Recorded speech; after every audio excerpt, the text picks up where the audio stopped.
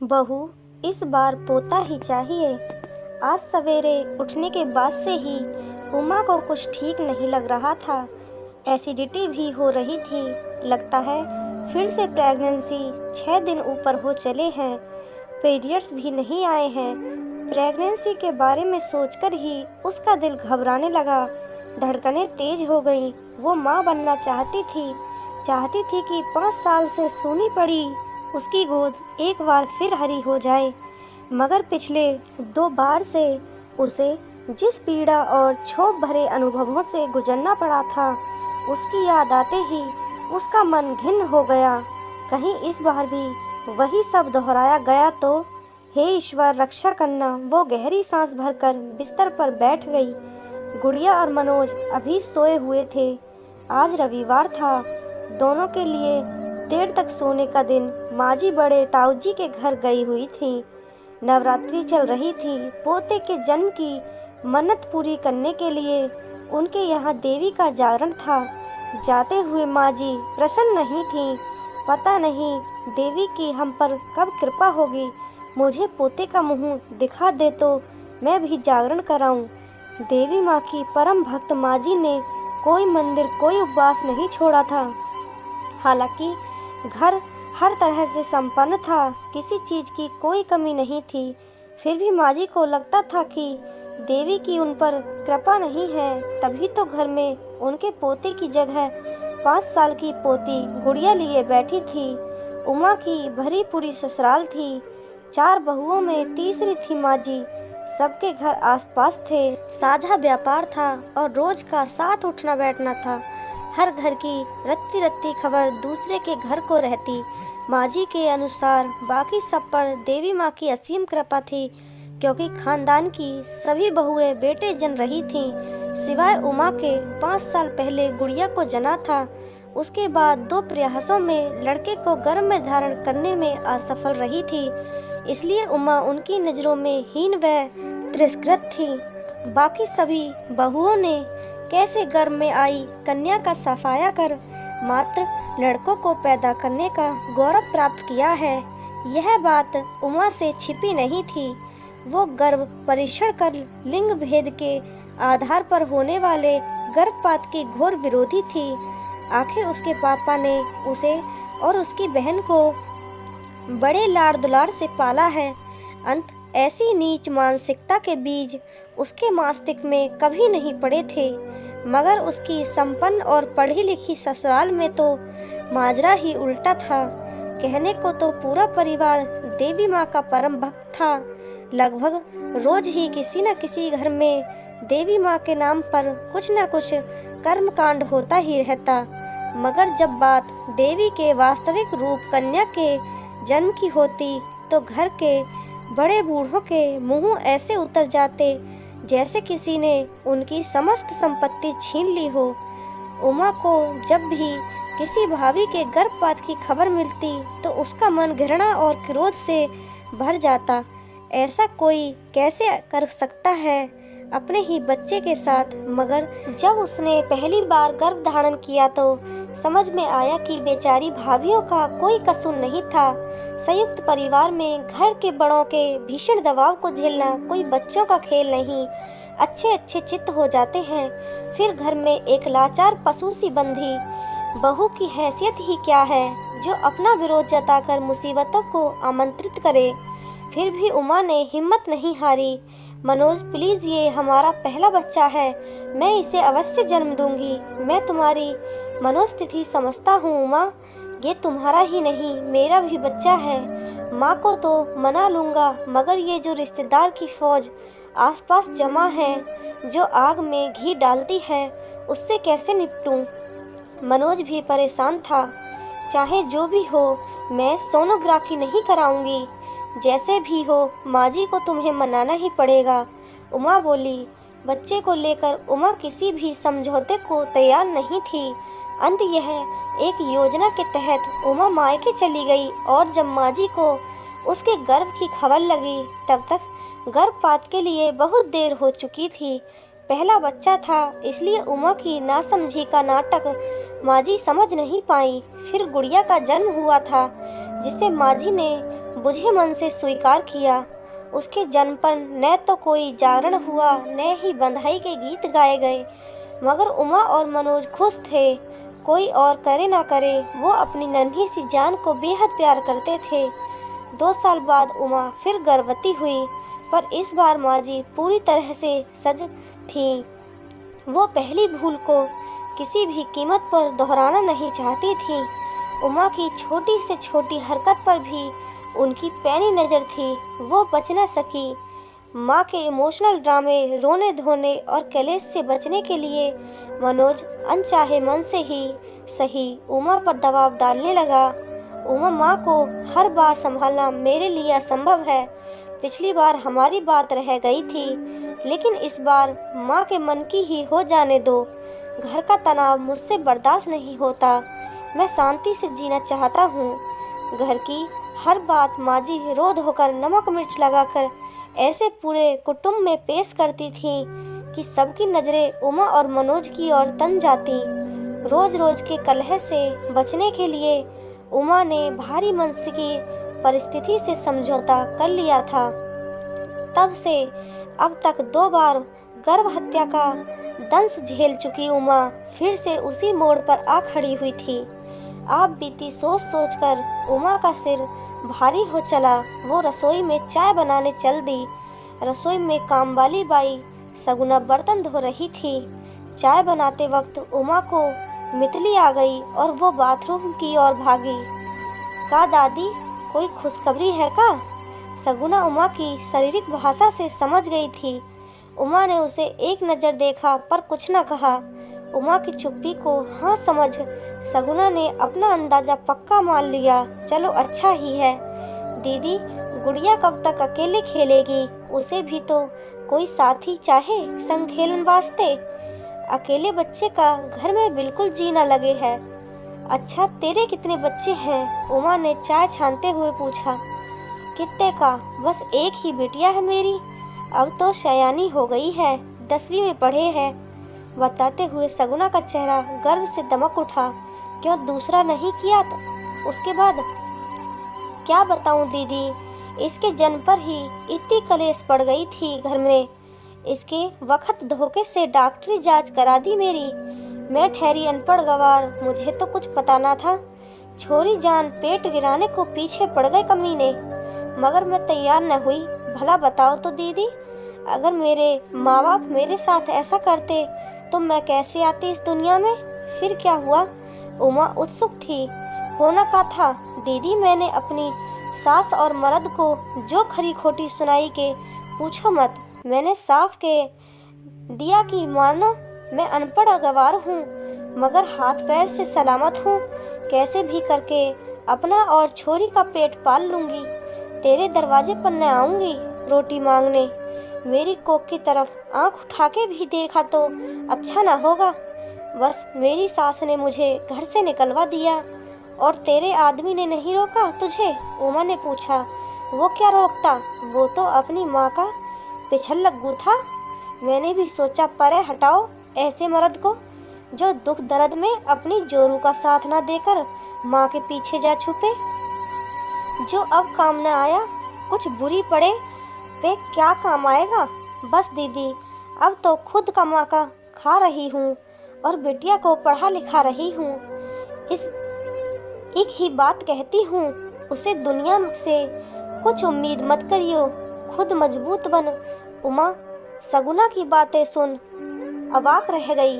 इस बुराई की जड़ें उसके घर तक ही नहीं, दूर बसी गरीबों की बस्ती में भी फैली थीं। तुम लोगों में भी तो होता है ये सब? उमा ने हैरानी से पूछा। होता क्यों नहीं दीदी, हम ठहरे गरीब, जिस सौदे से सिर पर खर्च आ पड़े वो कैसे भाएगा। खैर जाने दो, हम लोगों में तो ये सब चलता ही रहता है। हम अनपढ़ों में कहाँ इतनी अकल की छोरे छोरी का भेद ना करें। जिस छोरी की किस्मत भली होगी उसे भगवान आप जैसे के घर में भेजे है। अपनी गुड़िया को ही देख लो, रानी बनकर राज करे है घर भर पर। सगुना दर्द भरी आवाज में बोली। सगुना की आखिरी बात उमा के दिल को तीर की तरह भेद गई। इसे क्या पता गुड़िया के अस्तित्व की रक्षा के लिए कितने प्रयत्न करने पड़े थे उसे। बेटियों को मारने का चलन अनपढ़ों से ज़्यादा पढ़े लिखे संपन्न परिवारों में है, जो अपना जीवन भगवान की इच्छा से नहीं बल्कि अपने समीकरणों पर जीना चाहते हैं। क्यों हर तरफ से संपन्न परिवार भी लड़की के जन्म को भारी मन से लेता है। पता नहीं वो कौन सी मानसिकता है जो उन्हें अपने ही अंश को नष्ट करने के लिए उकसाती है। उमा चाय लेकर अपने कमरे में आ गई, मगर अब उसे पीने का मन न हुआ। जो कुछ उसके सामने आने वाला था उसके लिए वो अभी तैयार नहीं थी। सगुना की बातें उसके कानों में अभी भी गूंज रही थीं। दिखने में पतली दुबली छीड़ सी काया वाली सगुना, मगर भीतर कितनी हिम्मत, कितनी साहसी है। एक अनदेखे अनजन्मे बच्चे के लिए एक ही झटके में सब कुछ छोड़ दिया। न समाज की चिंता, न सिर पर छत की फिक्र, न पति का मोह। मुझ में क्यों नहीं है इतनी हिम्मत? मैं तो मनोज के बिना रहने की कल्पना भी नहीं कर सकती। मैं तो पढ़ी लिखी होकर भी सगुना के आगे कुछ भी नहीं। क्या हूँ मैं? एक जीती जागती इंसान या एक खिलौना जिसे चलाने वाला रिमोट कंट्रोल दूसरों के हाथ में है? उमा स्वयं के विचारों में बुरी तरह से उलझी थी। बाहर निकलने का कोई रास्ता नहीं सूझ रहा था। मनोज उठकर अपने दैनिक कार्यों में व्यस्त हो गया। उमा उससे कुछ न कह सकी, पर वो अजीब सी कसमकस में थी। थोड़ी देर में माजी भी आ गई। उमा की खराब तबीयत की वजह समझ आते ही माजी खुशी से फूली नहीं समाई और बोली, मैं जानती थी ऐसा ही होने वाला है। देवी माँ मुझे निराश नहीं करेंगी। उसने तो रात ही को मुझे ध्यान में बता दिया था कि मेरे घर पोता आने वाला है। अपनी तीव्र इच्छाओं की पूर्ति की खबर सपने या कल्पना में अपने इष्ट देवी देवता से सुनी ईश्वर वाणी नहीं, बल्कि अपने ही मन का बुना ब्रह्म जाल है। ये बात माजी नहीं समझती थी। उमा की पिछली प्रेगनेंसी में भी देवी ने उन्हें सपने में आकर पोते की खबर दी थी, जो बाद में निर्मूल सिद्ध हुई थी। मैं गीता को फ़ोन कर देती हूँ, वो समय पर जांच कर लेगी। माँ की बात सुन मनोज ने निर्विकार भाव से उमा की ओर देखा। उमा के मन की पीड़ा उसकी आंखों में साफ झलक रही थी, जिसे समझकर भी वो कुछ न कह सकी। उमा को तीसरा महीना चढ़ चला था। माजी ने उमा की सोनोग्राफी या अपॉइंटमेंट ले लिया हुआ था और परिमाण अनुकूल न होने पर गिराने का इंतजाम भी पुख्ता था। वैसे तो हमारे देश में लिंग परीक्षण अपराध की श्रेणी में आता है, मगर कुछ अतिरिक्त सुविधा शुल्क देकर कौन सी ऐसी सुविधा है जो खरीदी नहीं जा सकती है। उमा के साथ क्लिनिक में मनोज को न भेजकर माजी स्वयं जा रही थी, क्योंकि उन्हें अपने बेटे पर पूरा भरोसा न था। कहीं उमा की बातों में आकर पलट गया तो उसकी उम्मीदों पर पानी फिर जाएगा। उमा की सोनोग्राफी हो चुकी थी। आशाओं पर एक बार फिर पानी फिर गया था, मगर वो नियति के आगे घुटने टेकने को तैयार नहीं थी। जैसे जैसे गर्भपात का समय पास आ रहा था, उमा की बेचैनी बढ़ती जा रही थी। उसका अंतर्मन चित्कार रहा था, मत होने दे ये अनर्थ उमा, बहुत हुआ। कब तक यूं अपने ही खून की हत्याओं का पाप ढोती रहेगी? क्या तू सगुना से भी गई गुजरी है? जब वो अपनी कोख की रक्षा के लिए सब कुछ त्याग सकती है, तो तू क्यों नहीं? क्या होगा? ज़्यादा से ज़्यादा यही न कि तुझे घर छोड़ना पड़ेगा, मगर अपनी बच्ची को कम से कम जीवित तो देख पाएगी। वो नन्ही सी जान पूरी तरह से तुझ पर आश्रित है। सोचती होगी कि मैं अपनी माँ की कोख में सुरक्षित हूँ। मेरी माँ है तो कोई मेरा क्या बिगाड़ सकता है? चैन से सोई होगी वो। क्या बीतेगी उस पर जब जानेगी कि अपनी कोख में सहजने वाली माँ ही आज प्राणघातनी बनी हुई है। मत कर ऐसा अन्याय उसके साथ। आज मनोज के प्यार की भी परीक्षा होने दे। हर बार गलत फैसलों के लिए मात्र संपन्न के नाम पर माँ के साथ खड़ा होने वाला आदमी क्या एक सही फैसले के लिए तेरे साथ नहीं खड़ा हो सकता? और अगर वो अभी तेरा साथ खड़ा नहीं हो सका तो फिर ऐसे पति से क्या उम्मीद करना? वो तो जीवन में किसी भी मोड़ पर तेरा साथ छोड़ सकता है। तू इतनी असमक्ष भी नहीं कि अपनी बच्चियों का भार न उठा सके। बस जरा सी हिम्मत कर उमा। उमा चलिए। नर्स की आवाज़ सुन उमा का शरीर जैसे कांट का हो गया। जैसे तैसे वो खड़ी हुई मगर पाँव नहीं हिला पा रही थी। यह मुझसे नहीं होगा माँ जी, मैं यह नहीं करूँगी। कंठ में फंसा निर्णय पूरे आवेश के साथ बाहर निकला। मनोज जिस कलेश के आगे नतमस्तक था वो आज पूरे उफान पर था। बहुएं घर बसाने के लिए होती हैं, उजाड़ने के लिए नहीं। मेरे वंश का खात्मा करने पर तुली है ये। कह देती हूँ मनोज, या तो इसे समझा ले वरना इससे हमसे कोई नाता नहीं रहेगा। माँ जी गुस्साई आवाज़ में बोली। न रहे तो न सही माँ जी, मैं इसके लिए तैयार हूँ, मगर इस बार अपनी कोख पर आँच न आने दूंगी। मेरा निर्णय नहीं बदलने वाला। आगे जैसी आपकी मर्जी। मैं आज ही यहाँ से अपनी बेटी को लेकर चली जाऊंगी। उमा की वाणी और भाव दोनों शांत थे। अनवरत मानसिक द्वंद्वों के तूफान एक निर्णय पर आकर ठहर गए थे। अब वो हर परिस्थिति का सामना करने के लिए तैयार थी। कोई कहीं नहीं जाएगा माँ। उमा ने जो किया ठीक किया। मैं खुद भी यही चाहता था, मगर न जाने क्यों चाहकर भी साहस नहीं कर पा रहा था। अपनी 2 बेटियों की हत्या की गिलानी अभी तक है मुझे। तीसरी की झेलने की शक्ति नहीं है मुझ में। हिम्मत करके मनोज बोला, ये क्या कह रहा है तू? इसके साथ साथ तेरा भी सिर फिर गया क्या? मरने के बाद कोई क्रियाक्रम श्राद्ध करने वाला भी नहीं होगा तेरा। आत्मा को मुक्ति नहीं मिलेगी। माँ की बातें सुन। इस बार मनोज की सहन शक्ति जवाब दे गई। आत्मा की मुक्ति अपने अच्छे बुरे कर्मों से होती है, किसी कर्मकांड से नहीं। और आज एक बात कान खोलकर सुन लो माँ, अगर तुमने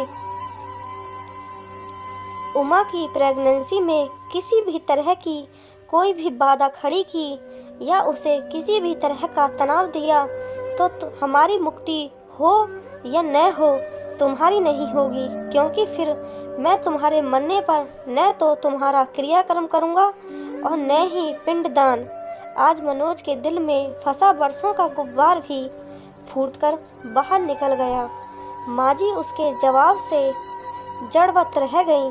उमा, अगर तुम्हारे साथ किसी भी प्रकार का दुर्व्यवहार हुआ तो तुम्हारे साथ मैं भी यह घर छोड़ दूंगा। मनोज की अप्रत्याशित प्रतिक्रिया से उमा भाव विफल हो गई और उससे लिपटकर रो पड़ी। आज उसकी सूनी गोद फिर हरी हो गई थी। आज उसने अपनी कोख के साथ अपने सुहाग पर भी अधिकार पाया।